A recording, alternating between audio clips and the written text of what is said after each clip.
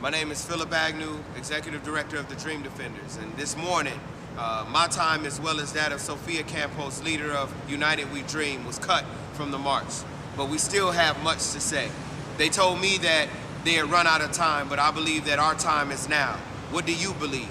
Record a video, let your voice be heard. This is our dream. The America of today we inherited, but the America of tomorrow is ours. The world is ours. So please record your 2 minutes. What would you say with your 2 minutes? Record it, post it, and use the hashtag #OurMarch so that we can share with the world what our generation has to say about the future of America and the dream. By the time we finish our conversation this morning, another black boy will lay bleeding in the streets of Chicago. And as we rest our heads tonight, 300,000 of our veterans will lay their heads homeless. And I would love to explain to you how the hate we spread abroad is the real reason that hatred washes upon our shores, but I only have 2 minutes. And I can tell you that Philadelphia just closed 23 of its schools. At the same time, it makes way for a $400 million state-of-the-art prison, and that North Carolina and Florida continue to silence their citizens at the ballot box, but I only have 2 minutes.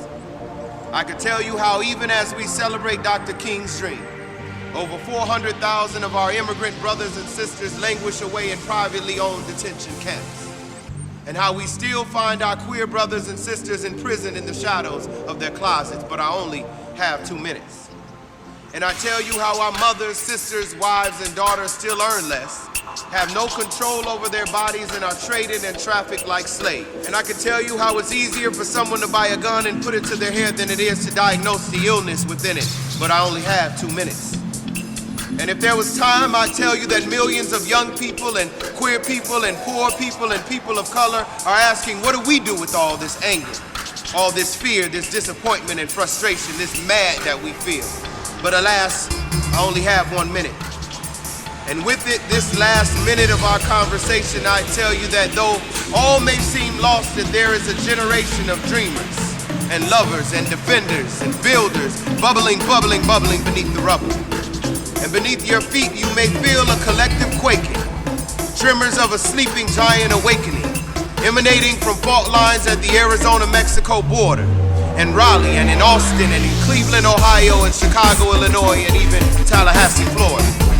And we've come here from every crack, crease, and crevice of our country to our capital to say that for all those whose cares have been our concern, we're ready. To say that anybody that believes will be co-opted, oh, we will not be bought, and we're ready. And for those that doubt our energy and our resolve and our discipline, we're ready. For those that believe that future fingers may fail the torch, fear not, we're ready. For all those that believe in the power of nonviolence and love as unconquerable, we are ready. For 50 years ago, a man told us of a promised land. And for 50 years, we've wandered and wondered, where are the youth, the constant whisper in our ears?